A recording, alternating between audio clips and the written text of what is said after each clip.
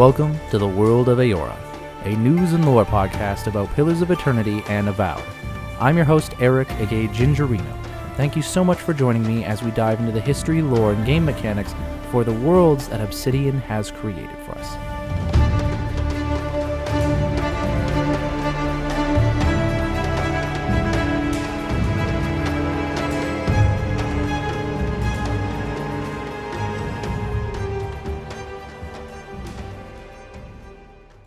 Hello everybody and welcome to another episode of the World of Eora. I'm your host Eric aka Gingerino. Thanks everyone for joining me on another episode as we dive into the history, lore, and game mechanics for Pillars of Eternity 1 and 2 and Avowed. If you're wondering why we pair all those games together, it's because they share the same fantasy setting known as Eora. And so if you're like me, this is just an opportunity to dive into a world that we know and love through these games and experience the narrative over again, perhaps get some ideas for a new roleplay or playthrough or something like that. Either way, it's just here to explore this world. If you're new to the show, really happy to have you here. Thank you for joining onto the show. I'm going to direct you towards episode 0, which will signpost you to the more foundational episodes to listen to if you want to get a good understanding about the base of how this fantasy world works, such as how the magic system works, what souls are and why they're important, and some pretty major factions that you see throughout the game world. But this is a perfectly fine place to start off as well if you're new to the show. In today's episode, we are going to be looking at the relationships between Pillars of Eternity and Avowed. Specifically, we're going to be looking at what are some things that we saw in the game of Avowed that were clearly callbacks to Pillars of Eternity 1 and 2. Now, this is a little difficult to parse in certain aspects because really the entire game is a callback to Pillars of Eternity because it is set in the same world, and Pillars of Eternity 1 and 2 were the games that started this world that we really got to experience it from. And so there's going to be a lot that you could relate back to Pillars of Eternity 1 and 2. But specifically, I am thinking about things like returning characters or returning items, common motifs, etc., etc. So we're going to be going through a list that I put together on Reddit with the help of a number of people within the Avowed community for things that they saw in the game that were also things that they saw in Pillars of Eternity 1 and 2. So there shouldn't be any spoilers today. I'll bring up all these things that we see that are related between the games, and I'll expound on any lore that we do have. And if there's anything there that you didn't recognize, or if you think that there's something that should be in the list that I didn't include, please send me an email, worldofeora@gmail.com. But with that said, let's dive into today's lore. Half the locals would arrest you for trespassing, and the rest would kill you outright. I'm curious, what exactly did you find there? I guess I should have probably started off with any news that we might have had, but there was really not much to say, so we're going to get into it right away. Oh, I guess except for the fact that I'm recording this the day before the showcase, so by the time anyone listens to this, there'll probably be something Obsidian related, about the Outer Worlds probably, and some pretty cool gameplay reveals, but that's not for today. So let's go through.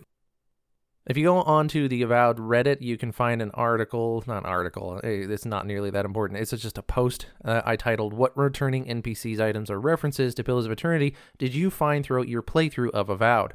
And in that post, I put down a number of things that I knew off the top of my head were returning from Pillars of Eternity into the game of Avowed, such as some characters like Sansa or Marina, Captain Bardado, and of course some references that we see, even though we don't actually get to meet people like Tekehu.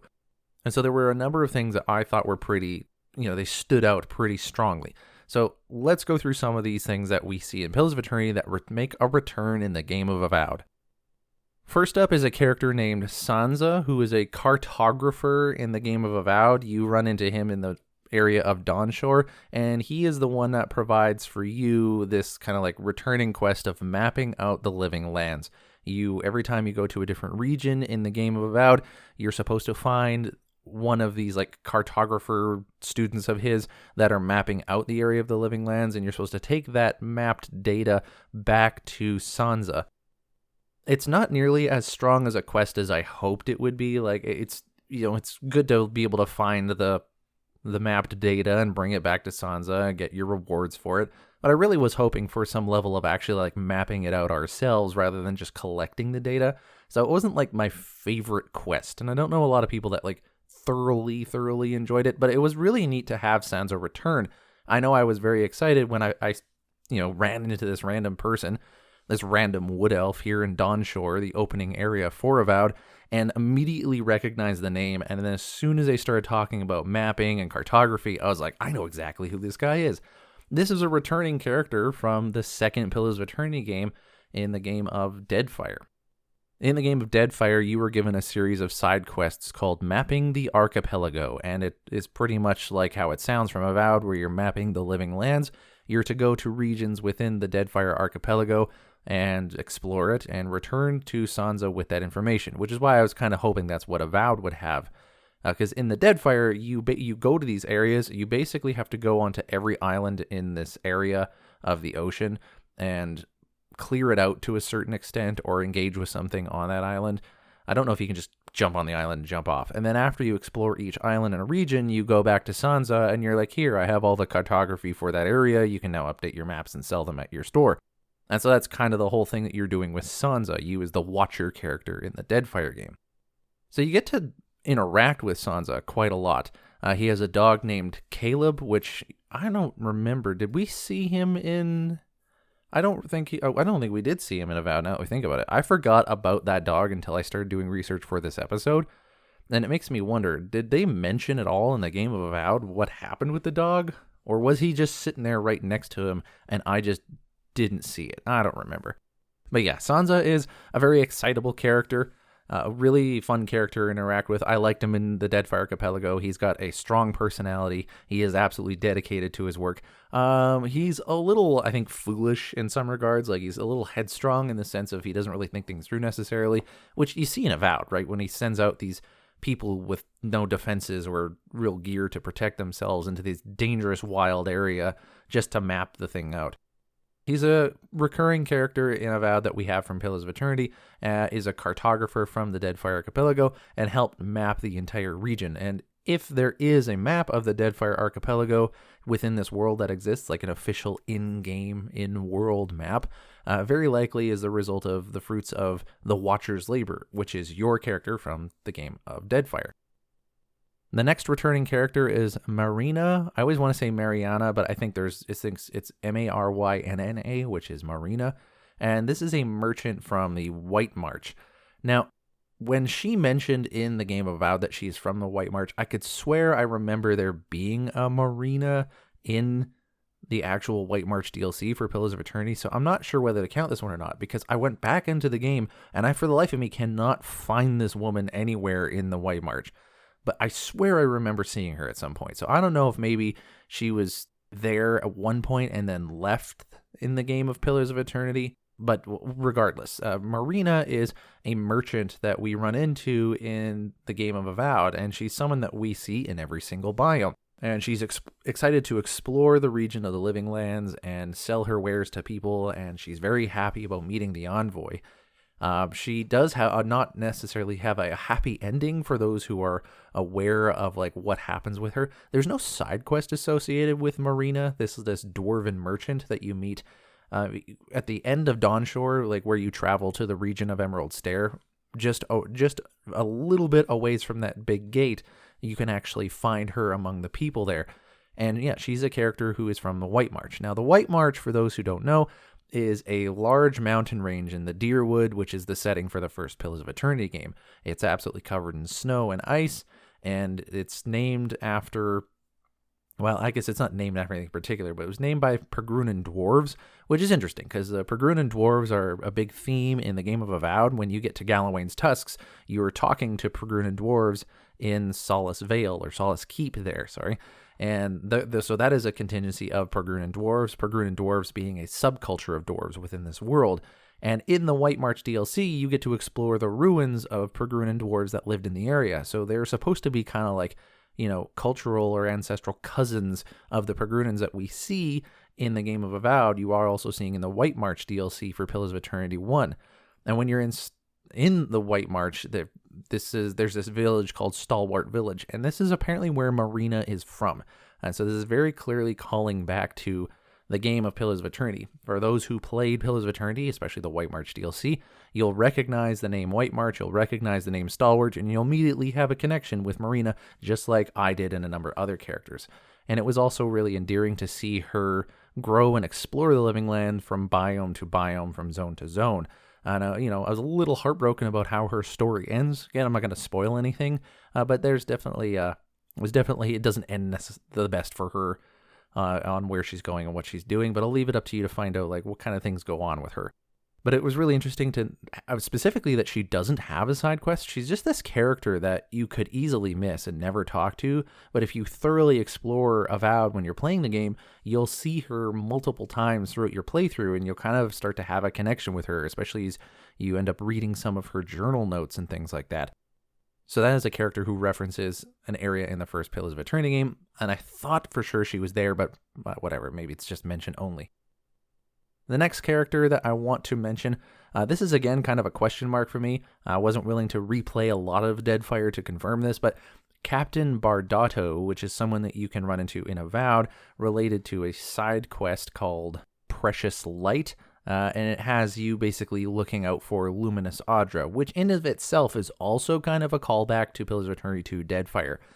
Pillars of Eternity 2 Deadfire, there was the overarching story that was going on there is that you were chasing a god and a statue, but along the way you were learning a lot about like the political stuff that was going on in the region of the Deadfire Archipelago. And the big thing that was kind of going on was you had these people who were living natively in the area, the Huana, and then there was these incoming factions as well, one in the form of Valian Trading Company, which was a mercantile company from the Valian Republics, and then you had the Royal Deadfire Company, which was essentially a contingent of the army from Rauatai meant to kind of take over the Deadfire Archipelago, specifically so that they could create food that they could bring back to their nation, because their nation has a hard time growing food on its own.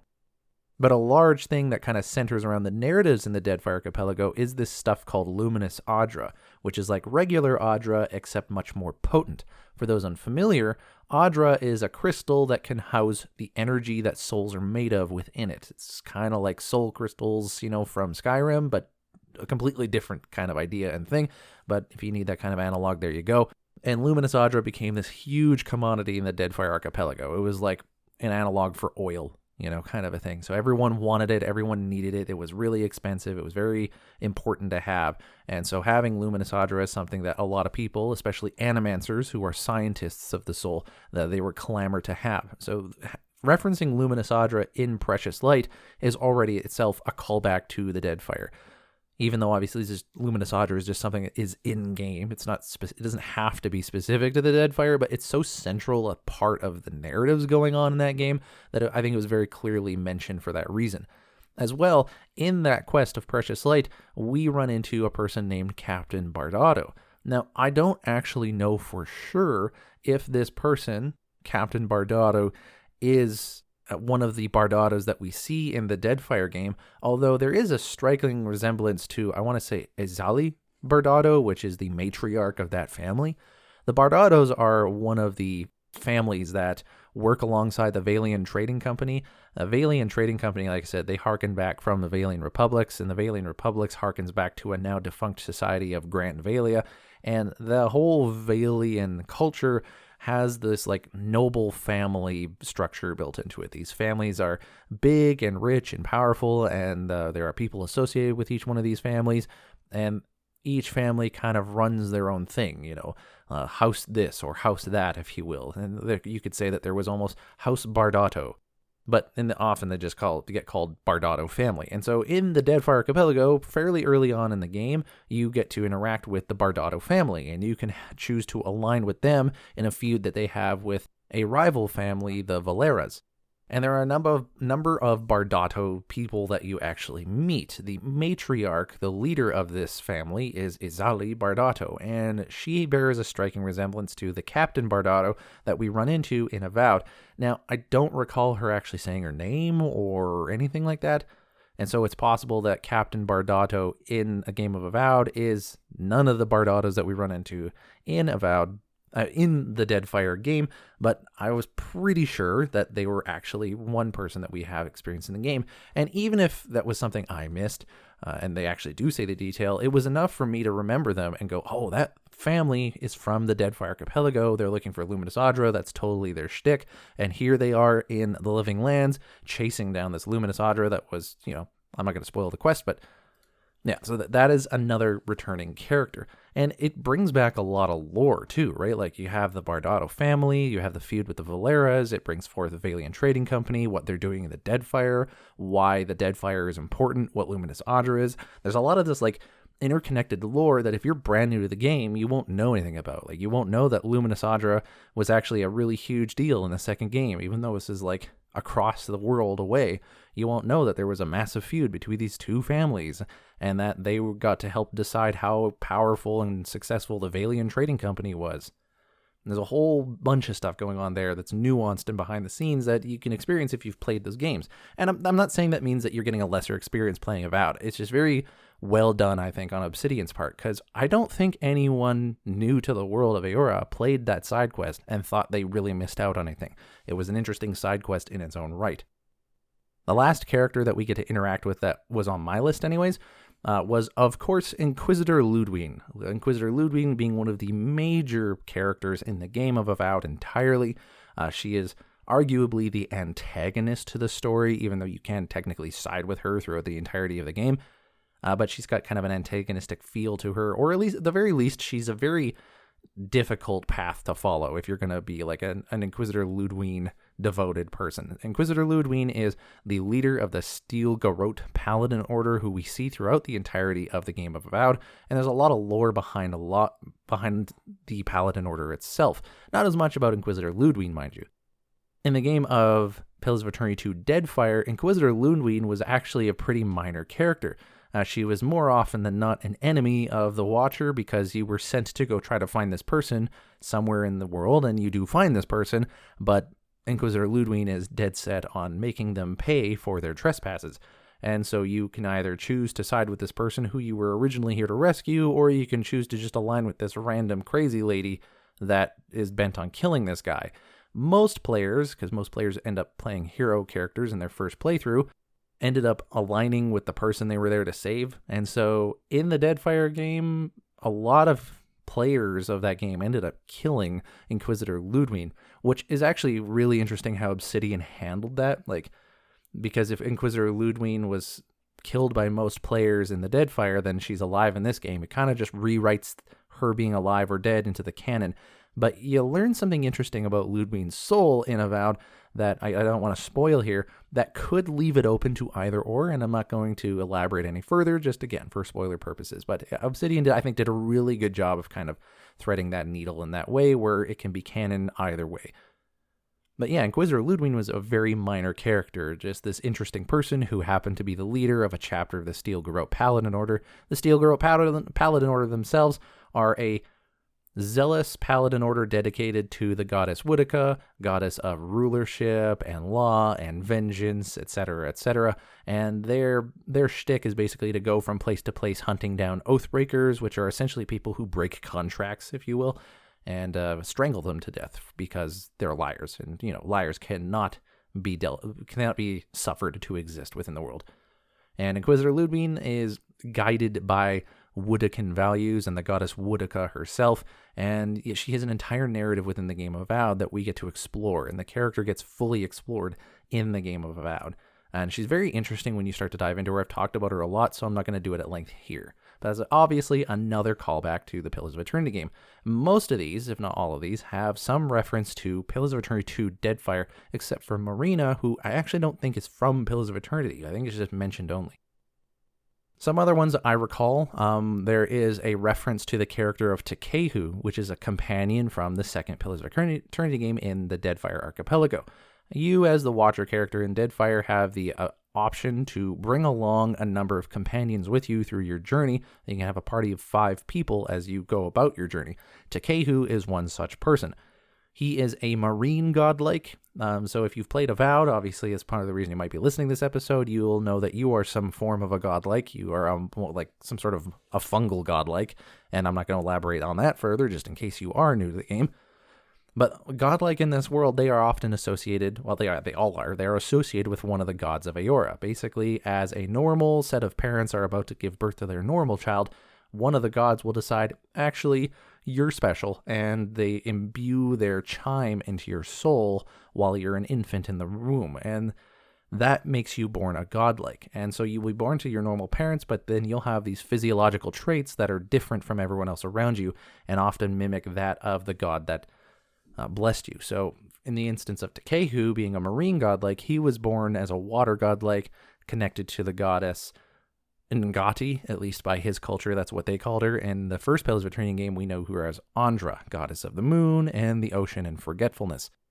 And so Tekehu took upon kind of a physiological trait of water. He had almost like amoeba-like hair that looked like it was constantly flowing in water, even if he was on dry land. He had the innate ability to water shape and all that. And as well, he had webbed fingers and toes. A guy kind of also looked like he was made of water.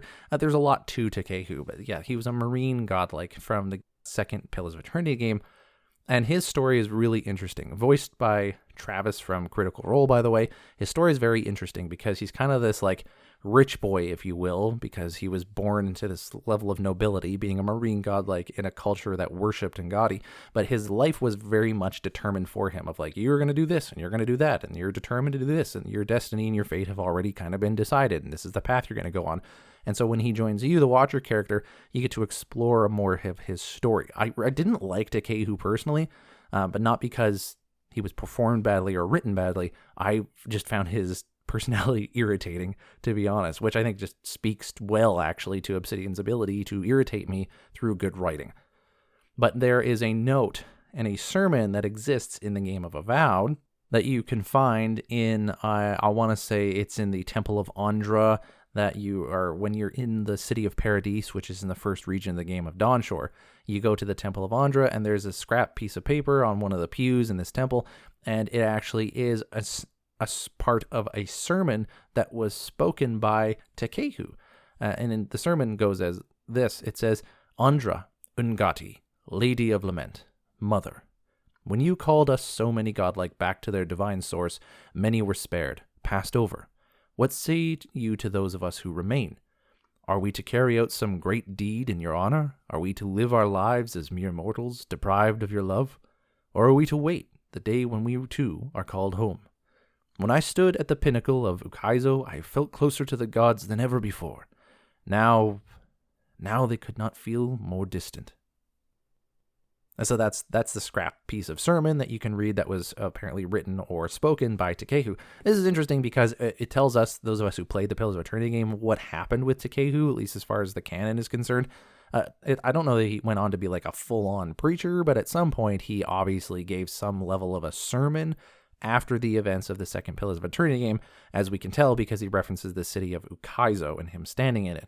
And I don't think he would be able to reference something like that unless it was after the... I'm not going to spoil the game of Deadfire for you, but anyways, this note clearly happens after the events of that game. And it's very much referencing this thing that's going on in the world of Eora that gets talked about in Avowed, not nearly as much as I would expect it to get talked about, but it is getting talked about, where a lot of the godlike are vanishing throughout the world. Godlike creatures such as yourself or Sargamus, another returning character we'll talk about in a bit, are godlikes within the world, and they used to be a lot more common. Not common enough that you would just like bump into a whole bunch on the street as you're going about, but I would say common enough that you wouldn't freak out and run away from them if you saw them. It was common enough knowledge. But the godlike within the world of Eora have been vanishing. They've been disappearing. And there is a very good lore explanation as to why, but I don't want to spoil that for anyone who might be going through Pillars of Eternity games about the nature of the godlikes, and so I'm not going to mention it here. Suffice it to say that their divine energy and source is connected to the gods themselves in a very intrinsic way, and the events of the Deadfire game especially have a big impact on why they might be disappearing from the face of the world of Eora. And this sermon that Tekehu is writing is very clearly calling this out of like, why did you gods call the godlike home? At least that's how he's presenting it. Whether that's what's happening or not, I'm not going to tell you, but this is what he thinks, and that's obviously how he's presenting it, that the gods are calling these godlike home. And he's sort of asking his god, who he references, Andra Ngati, Lady of Lament, that's another name for them, Mother, because he has a very personal connection to this god. It's just sort of like wondering of like what's going on and how are we supposed to react to this as godlike ourselves. Another interesting thing, obviously, is that this means that the character of Tekehu is not been recalled. Like, he has not disappeared. One of the godlike who remain within the world. The next character that is worth mentioning for Pillars of Eternity Avowed relation is kind of like Inquisitor Ludwig in that they are more fleshed out in the game of Avowed, and yet they're only mentioned in Pillars of Eternity. And in this particular case, I am thinking of the Archmage Ringrim. So Ringrim is a character that you meet in the game of Avowed, and she's one of the important characters for the main critical story, so you will be meeting her at some point if you play through the entirety of the game. And she is an archmage within the World of Eora. I've talked about archmages before. They have their own episode if you want to go check that out. The Circle of the Archmagi is a very important group of esoteric and enigmatic people that are archmages. They're super powerful. They have mastered magic. A lot of the magical spells that you can cast as a wizard are actually named after them.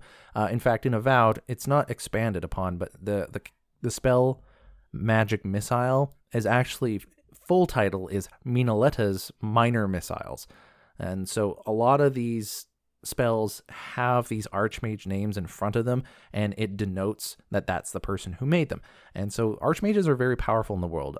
You see this as well in letters written by Tain in the game of Avowed, and he always signs them off as Tain, author of Tain's Chaotic Orb, which is the full name of that spell. Tain is another reference from Pillars of Eternity, but we'll talk about that later.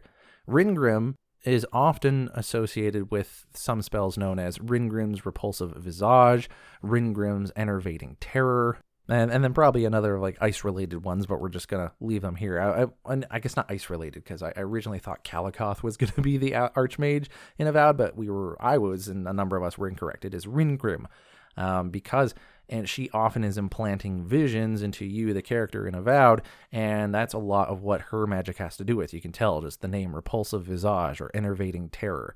This is magic that has to do with like kind of mind magic, if you will, and illusion-based magic.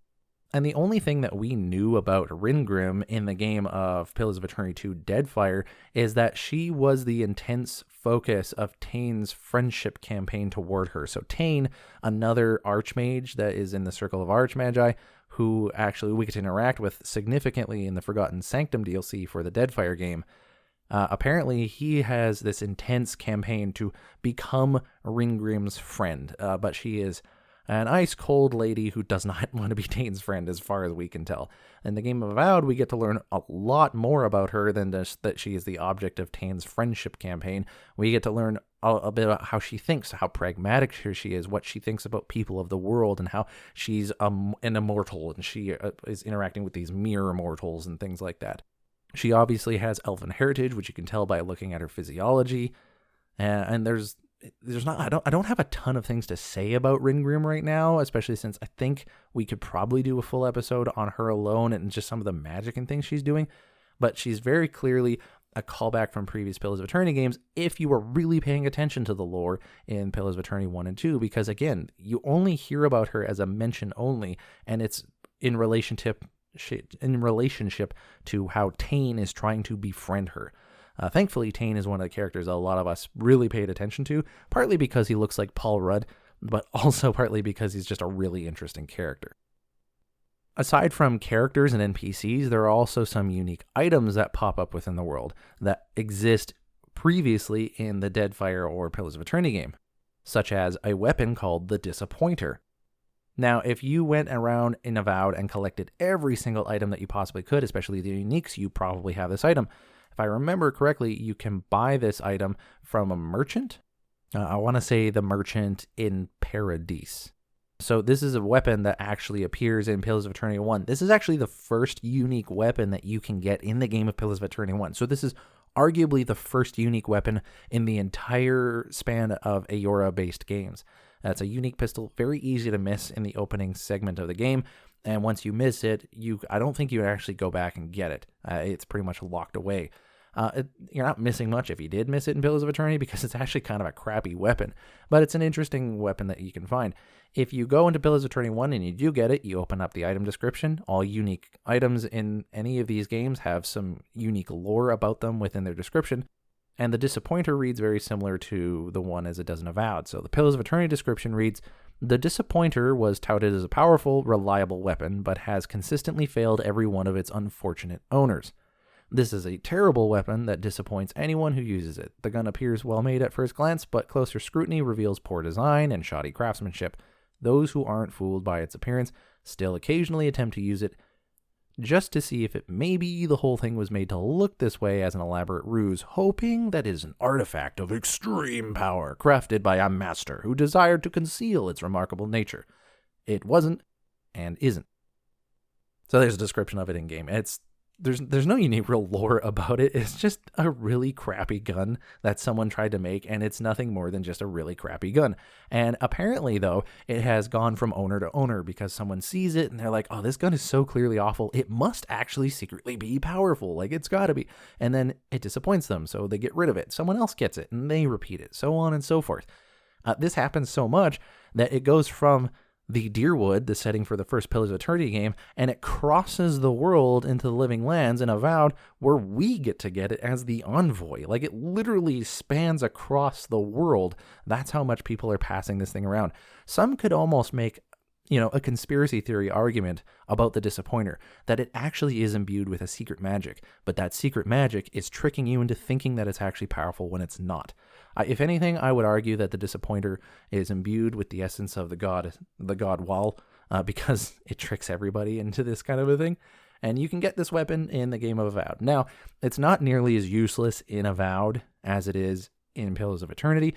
It is at first, mind you. Just like in Pillars of Eternity, its weapon damage is actually less than a regular pistol in the game, and the same thing in Avowed. It actually has 10% less damage than a normal pistol does. But you can upgrade the gun in these games to have it make more damage, which is essentially tantamount to saying that you fixed it up yourself.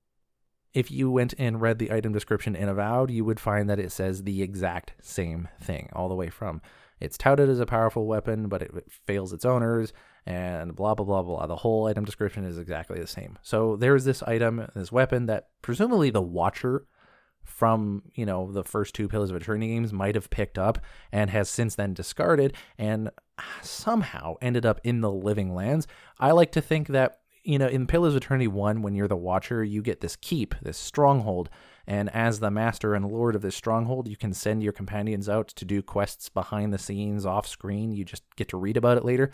And there's a number of quests that you can send companions to the Living Lands to go do some stuff. I like to think that, you sent, let's say, Aloth or something, one of the major companions that people love in Pillars of Eternity. You're like, here you go, Aloth, my wizard friend.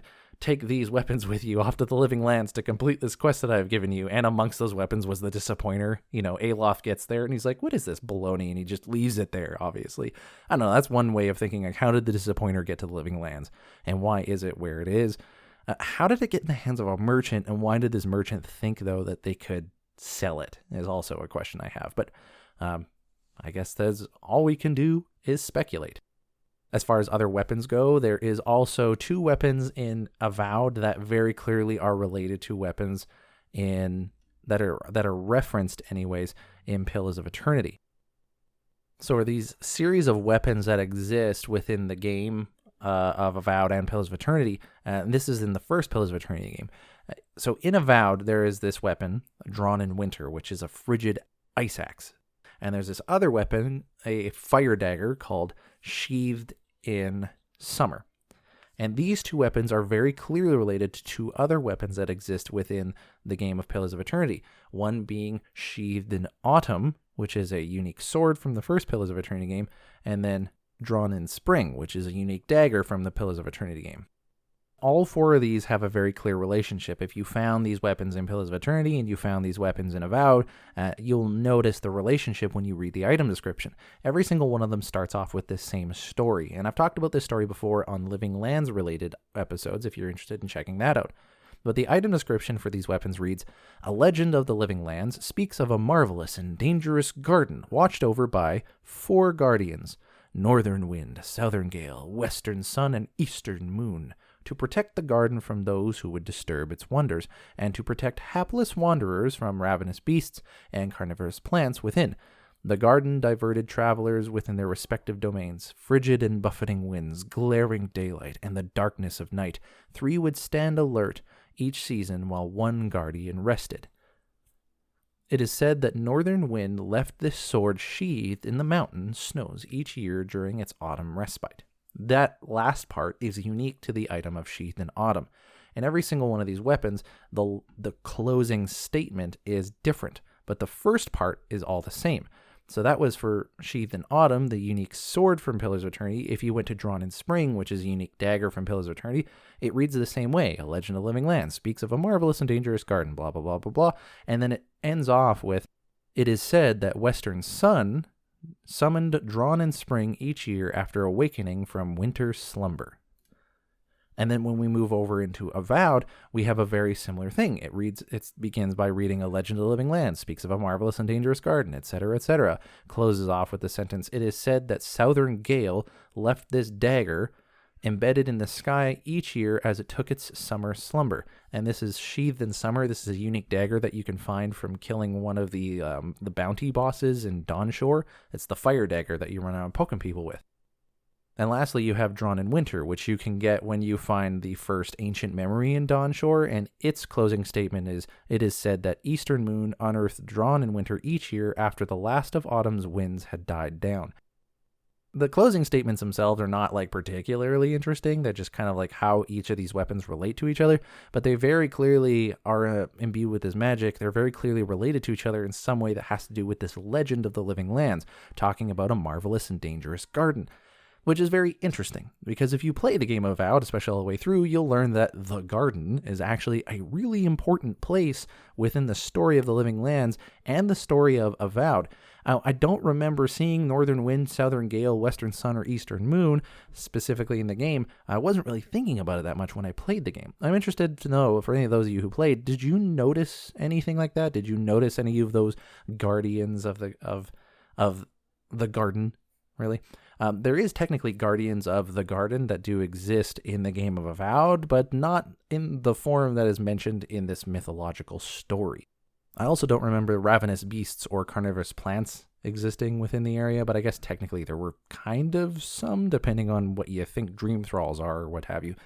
But yeah, that'll be an interesting episode to do on its own, looking at the description of these 4 items. But anyways, as far as this episode goes, these are items that are all clearly related. We have these weapons of Sheathed in Summer and Drawn in Winter in Avowed that are very clearly referencing Drawn in Spring and Sheathed in Autumn from the previous games.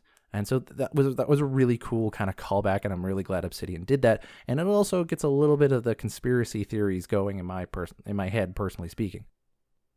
And the last thing that I thought of personally was the book called Pillars of Eternity in the game of Avowed.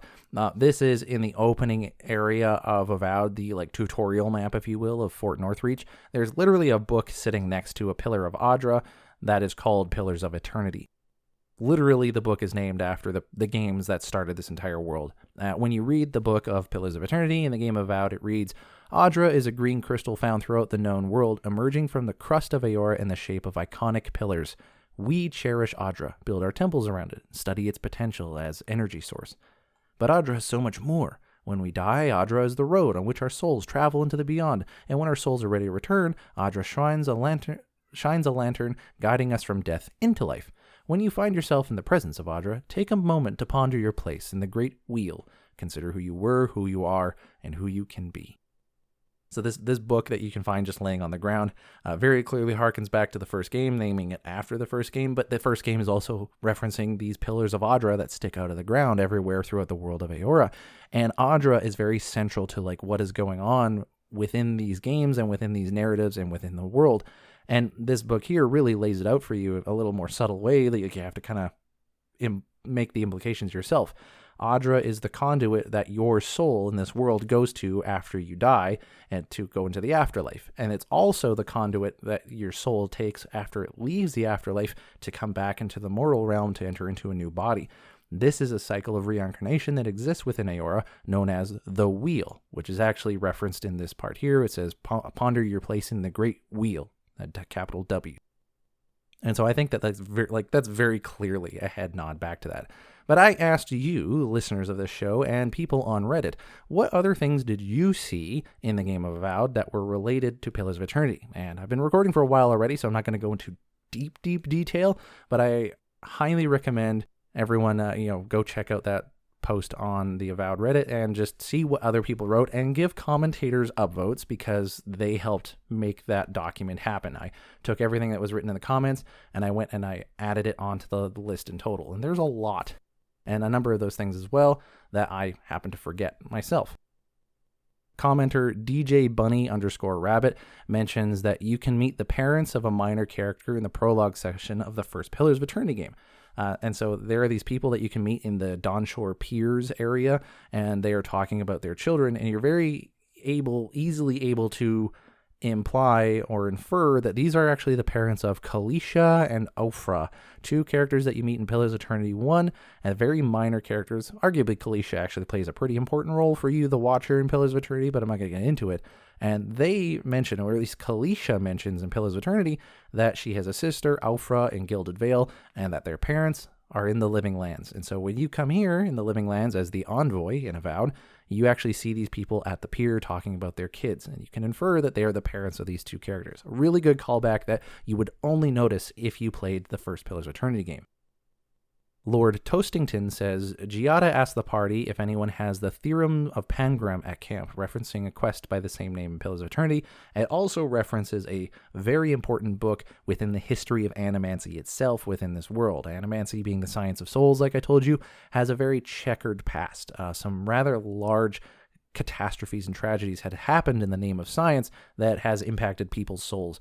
The Theorem of Pangram has dealt with some of the ideas of, can we keep the soul bound to the material world so that a person can live eternally? That's one of the questions that get asked within that theorems. And so it's a very important book that you're kind of quested with finding, and Giada, one of the companions in Avowed, just kind of mentions it. User Small Flannel Cat says, although we don't physically see Sargemus in Pillars of Eternity, he is mentioned in a few documents, and then of course we meet him in Avowed. I felt a little embarrassed that I forgot about this, which is why I reached out to the community, because I just had so many things floating in my head, it was very easy to forget. But Sargemus is actually a rather big deal in the game of Avowed. He's one of the central figures in one of the best side quests in the entire game of Dawn Treader. And he is actually an Aethys godlike, which in and of itself is already a ton of lore to begin with. So I recommend you go listen to my episode about Sargemus, or you just go talk to him a whole bunch in the game of Avowed.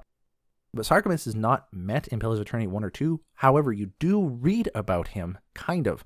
You read about this, like, these holy trinity characters that exist in a book only that has to do with Aethasian philosophy or theology.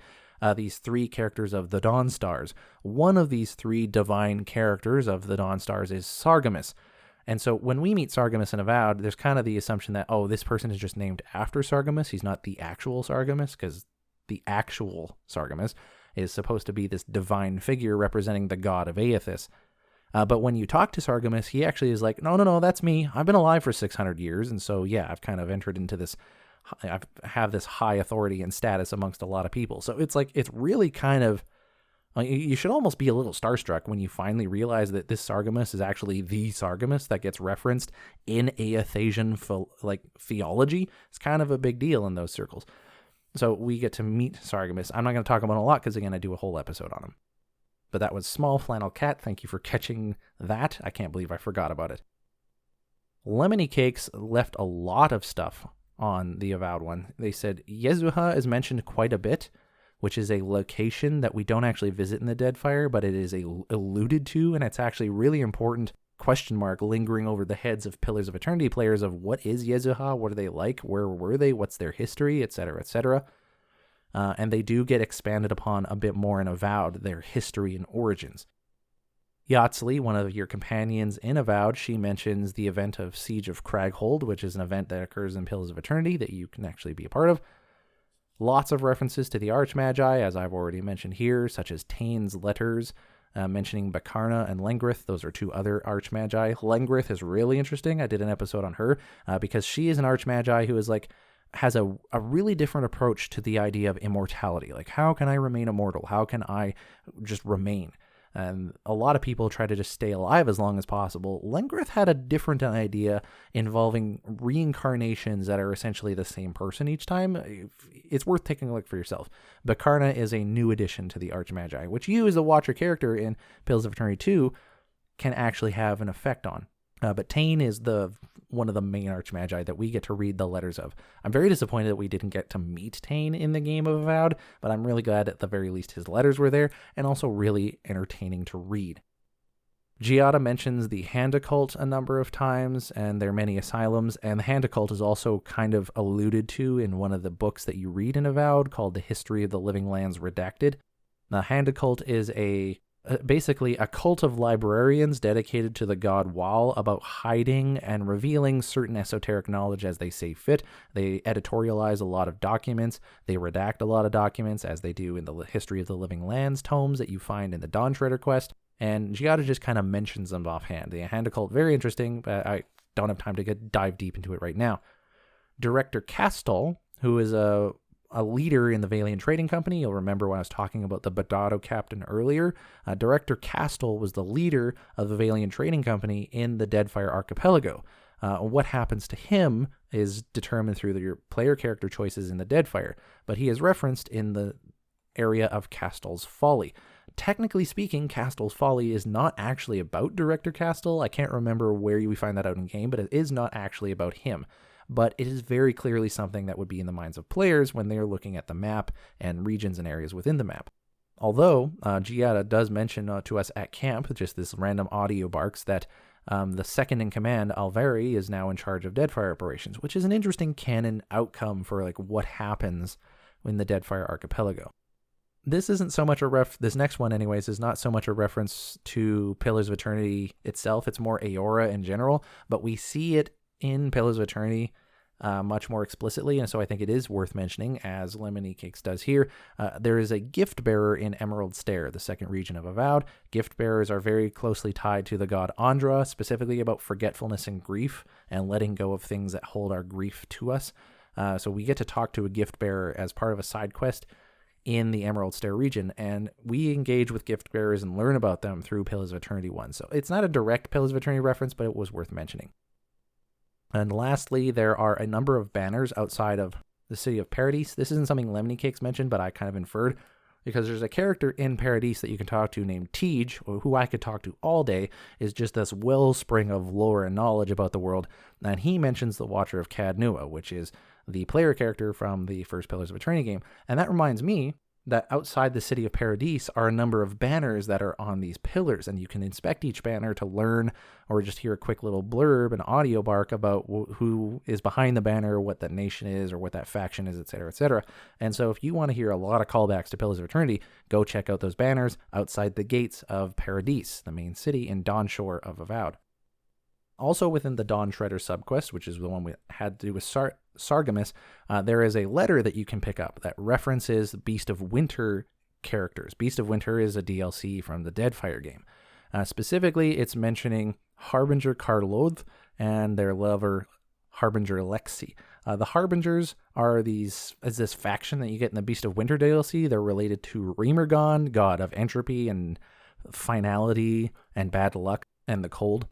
And they also mention their leader, which infers the character of Vatnir, which is another godlike character, and we interact with them, and actually they are a sidekick in the second Pillars of Eternity game. I don't know if he, got zapped away like a lot of other godlike do, although this kind of infers that perhaps, maybe, Vatnir didn't get zapped away, and so that's another character that could return in future iterations of Eora-based games. But yeah, this is just a letter talking about Harbinger Karloth leaving the Harbingers to come here to Living Lands to continue their art of ice sculpting, I guess is what it was, and they're just writing a message to their lover. Really cool note to read that if you had played the Beast of Winter DLC, you'll feel extra weight to it because it'll matter to you, whereas if you haven't played it, it's just a cool note to read. The Hollowborn Crisis is discussed at camp. And before I continue on, the Beast of Winter DLC is mentioned by the Red Woman 95. Sorry for almost forgetting about that. This next one here, the mention of the Hollowborn Crisis, Giada will bring it up at camp. Giada brings up a lot of stuff at camp that happened in previous games. This one was pointed out by Mischief_Mermaid. The Hollowborn Crisis being mentioned at the party camp. Hollowborn Crisis was like the central political conflict going on in the first Pillars of Eternity game, where all these babies were being born without souls. We don't know why. Maybe Animancy's at fault. Who knows? That was kind of the thing that was going on. Illustrious Rule 669 with dashes in between mentions that Tej mentions Brogan Hill Academy and Adir, same university Aeloth studied at. Aeloth, again, is one of the companions from the first Pillars of Eternity game, very, very beloved, also voiced by Matt Mercer. And so one of our favorite wizards in the World of Eora. I also wanted to mention that Brogan Hill Academy is mentioned throughout the game of Avowed, specifically in a lot of item descriptions and unique item lore. And so I often wonder if Brogan Hill Academy was going to be a focus in the game of Avowed in some way, or if that's something that might have been planned for a DLC, but I don't know. But it does get mentioned quite a lot. It's basically, think of Hogwarts, except way more dark fantasy, I guess. I don't know. Not so much Harry Potter, I guess. But yeah, Brogan Hill Academy is a magic academy where they make battle mages. Aeloth, one of the major characters in Pillars of Eternity, studied there. Sidus_Preclarum, I don't know if I pronounced that right, says you can find Zawa's Legacy of the Takan in Sansa's Curios. Sansa's Curios is a store in the city of Paradise. Sansa, I already mentioned, the cartographer that we can talk to. He's got a store in the city of Paradise, and he's got a lot of curious items in there. One is a book called Legacy of the Takan, which you can actually just pick up in Pillars of Eternity, and it's very closely related to a companion in the White March DLC from Pillars of Eternity 1 called Zawa, one of my personal favorite characters of all time. And I can't explain entirely why, because I would be here forever. And last of the commentator contributions is Torindor, who says, "We can meet Teen in Avowed? ? We only saw notes from him, and this is something I've already mentioned, but I want to give Torindor the credit for putting this in the comment itself. As we had all those commenters help out here, and there's some more sub-comments, but I'm not going to go through every single thing on this episode because it'll get a little bit lengthy. But yeah, thank you everybody on Reddit who helped contribute to that, and I took what you said and I put it into the main post so that it would all be in one document. But thank you so much for contributing to that. There was a lot in there that I'm a little embarrassed I forgot about, and there was a lot about there I hadn't even considered as well. And so there were a number of things that also came up afterwards as I would remember them. An item called the Ring of Transcendent Suffering, which references monk abilities within the game of Pillars of Eternity, but is just this item called Ring of Transcendent Suffering in Avowed. Fun fact, you can actually play a monk in the game of Avowed. You have to build the character, but you can play pretty much a monk in Avowed, where you just punchy kicky things all the time. And so it was actually really fun. I've been doing kind of a speed run character with that, and it's been really fun. It's focused on the idea of inflicting pain upon yourself and using that pain to power your soul to do magical stuff and beat the crap out of people. Teleportation is something that is mentioned in the games of Pillars of Eternity 1 and 2, and it gets brought up again in Avowed. And so that's something that very, very drastically gets brought up in Avowed, and it references back to Pillars of Eternity 1 and 2, because this is always a question on Animancer's mind of some people are asking, well, can we remain immortal forever? Some Animancers are asking, hey, can we teleport through this stuff since it's throughout the entire world? That's an interesting question, and it does get kind of alluded to and talked about in Avowed. There's a chunk of the moon that you can find in the game of Avowed at the bottom of a lake, and that references the moon called Ione Brother. And again, this is not necessarily Pillars of Eternity specific because it's the moon, it exists in all the games, but you learn about this stuff in Pillars of Eternity 1. So I thought it was worth mentioning. A few more of these that came from Lemony Cakes again in a sub-comment, if I remember correctly. And that is largely everything that I really want to mention here, because I'm sitting at about an hour now in terms of recording, and so this has been going on for quite a while, and at this point it's just going to be a list, and no one wants to listen to just a list. But yeah, there we go. We're going to tie it off here, and we're going to close out the episode. Is an oath worth the weight of a crown? I hope everyone enjoyed today's episode. I know it was a little bit all over the place, and that was kind of the purpose. I was thinking about all the different connections that there were in Avowed to the game of Pillars of Eternity, and I appreciate that stuff, right? Because it's a small reward to those players who have played your games before, at least from Obsidian's point of view, right? And so if you've played Pillars of Eternity, you see a lot of these things, and you get a little bit of that reminder of the world you're in and the game that you played and the fond memories you have of it. But at the same time, I think Obsidian did a really good job of not making Avowed newcomers feel left out because they hadn't played Pillars of Eternity. So that was a really fine line to walk, and I think Obsidian did a great job. And I personally loved seeing all these references to things I experienced in Pillars of Eternity 1 and 2. And it really makes me want to go back and replay it. And I kind of hope the same thing for you listening if you haven't played it already. But that's everything we're going to talk about today. Thanks everyone for listening. I hope you enjoyed today's episode. I normally talk about what game I've been playing lately, so we can talk about it with listeners and stuff like that, but I honestly haven't really been playing a lot. Since I finished Expedition 33, I've jumped into a number of different things. I'm currently kind of just plugging away at Subnautica because I never really did get far in that game. And so I'm just kind of plinking away at that. But when the next Game Pass game, The Altars, come out, I'm going to really try that one out. So I'm hoping that'll be a game I can sink my teeth into for a while. But otherwise, I'm kind of just been watching The Rookie with my wife on Netflix. A cop show starring Nathan Fillion, and I don't know, this has kind of been my jam right now, and I've been really enjoying that for some reason. So yeah, I'm almost done my probationary period at my newer job, and so that's been exciting. I've been happy to record episodes since it started, and yeah, that's been pretty good. Otherwise, not a lot to report. I'm interested in hearing what you are playing. Send me an email, worldofeora@gmail.com, or if you have any questions, comments, concerns about the show, or you just want to start a conversation about games, tell me what you're playing. You can follow the show at World of Eora on Twitter. I mostly just post updates about the show. But if there's anything relevant to Avowed or Pillars of Eternity or Obsidian, I will post it there. As well, if you want to support the show, you can do so at ko-fi.com/World of Eora. And that's just a way to financially support the show. If ever I need to replace something on like the microphone, which I have noticed I have issues with, or if I need to get software because the 1 Audacity was not working because of an update, I can use something that you guys give me there to help make the show happen. Also, I try to buy my wife coffee once a month from those donations because she gives me this time and space to be able to do this, and she deserves the value and support for that. But anyways, I don't expect the listeners to support the show financially. That is primarily there for those who enjoy doing that kind of a thing. So no expectation on my part for anyone to do that. But if that is something you'd like to do, toss $5, please feel free to go do that. If you do want to support the show, but you don't want to do so that way, please consider going onto your platform of choice, primarily Spotify and Apple, I believe. They have ways to engage with the algorithm. If you leave a rating or review, or you engage or comment in any sort of way, it promotes engagement for this show, and that'll help other people hear it, which will in turn help me find more people that I have conversation with, or have that they will support the show, etc., etc. So that's something you can do. But primarily, the best thing you can do is just send an email and start a conversation. As human connection, I think personally is the best way to do that kind of a thing. So I'm getting excited to watch the Xbox showcase tomorrow, and I know me and the boys at Avowedcast, another Avowed-related podcast, are definitely going to be talking about it, especially since The Outer Worlds 2 is going to be a major focus after the Xbox showcase. And we like everything Obsidian here on the World of Eora, and we like everything Obsidian there over on Avowedcast.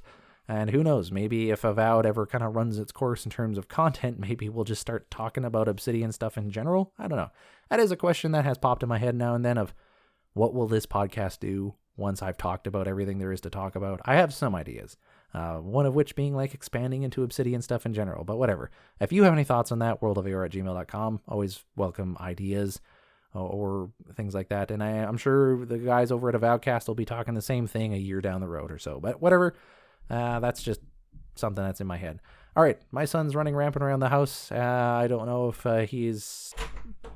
Oh, he's actually just coming in here now. I was just talking about you.